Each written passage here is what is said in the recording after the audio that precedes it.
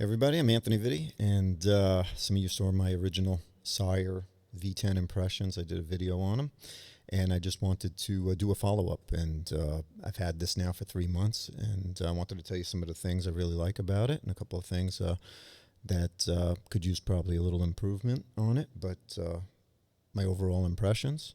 You heard the sound of it, and first thing, when I recorded the first thing there, these are still the original strings that came with the bass. So they were completely dead. I was going to change them, and I said, nah, this is what the bass sounds like. These are the strings that are on it. These are the original D'Addarios that came with the bass. So that's what you heard there at the beginning. Just dry settings, no big deal here. I've got the preamp on, and everything else is pretty much flat. Just a little boost on the preamp here, and everything else is pretty much in the notches there, as I usually run it. So I'm going to keep this short. It's not going to be 20 minutes like the first one. So first things I like, the neck finish. Satin finish on the back, so it's not glossy, it's not sticky. It's great, it's beautiful, and really like that. Like the feel of the back of the neck, feels like an old 60s jazz bass. It really does. Feels like an old 60s bass with that kind of satin finish on it.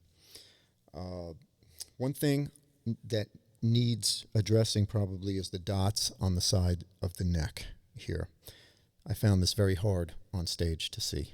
When the lights go down, not that I need the dots all the time, but sometimes when the lights go down on stage and you're reading, a show, the entrance or something, you need to just make sure your hand is where it needs to be, and you don't see anything on the side of the neck. It's pretty dark on the side, so I'd like to see some white dots on there or something a little more. I mean, of course, you could just put something on there, but some white dots. I mean, this is more, again, like an older 60s style, the way they had the necks back then. One thing I did, I broke the active switch on the bass the first day. I broke it. I put it in the gig bag the first time, and it was my fault, and I jammed it in, and I snapped the switch off. So I had to replace the active switch on it, which a guy did in 2 minutes for me. But that was my fault. That wasn't the fault of the bass. I do like it here, and I haven't had a problem with it since at all. The batteries, which I had talked about in the first video, being tough to get in, are now much easier to get in. I guess once it's settled in and the foam settled in, the batteries now, the cover popped off, and I was able to change the batteries out. Speaking of which battery life, I got 2.5 months on the first set of batteries.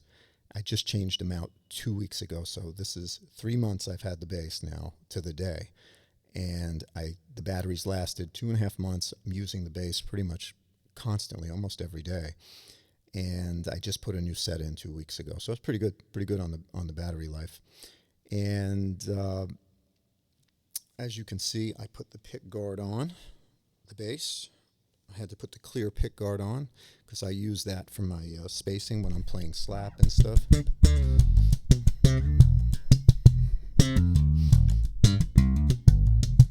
So I use the pick guard, and that's how I get my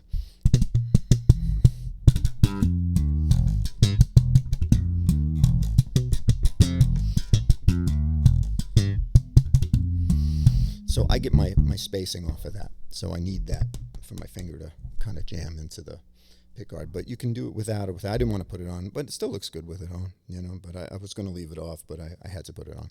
So I got that on there.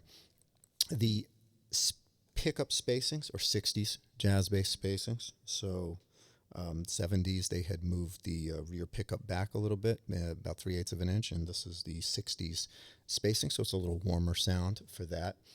And to even the sound out just a little bit, I adjust the pickups because I like to run wide open. So you can adjust the height of the pickups a little bit. So, we get the screws here, and I just toyed with that just a little bit. I haven't adjusted the neck at all. Everything's the way it is. And the only other thing I was probably missing was maybe an adjustment on the spacing on the bridge. I like the spacing. It's very traditional spacing. I tend to play a little bit narrower on my spacing, and you're kind of set here with the spacing on there, which I get around fine on it, but a little adjustment there, maybe just 3 grooves or something that you could move it would be nice. The action's beautiful on the bass. I haven't touched it, haven't adjusted anything on it, and all I can say is the bass gets a lot of attention. People love it. It sounds great. It looks incredible, I think. I get a lot of compliments on it. A lot of people want to try it, and it's just beautiful. I banged it up a little bit, took a few shots on it here on the binding, but besides that, I've been using this thing and playing on it and carrying it all over the place and leaving it on chairs and amplifiers, and it's holding up pretty good. So I think it sounds great, and totally impressed with the build, the quality of the woods, the look, the feel, everything about it. Definitely a quality instrument, professional level instrument, and I think if you're considering one, you won't be disappointed. So definitely check them out if you get a chance. All right, I hope that interview helps here, and I hope catch you all sometime down the road.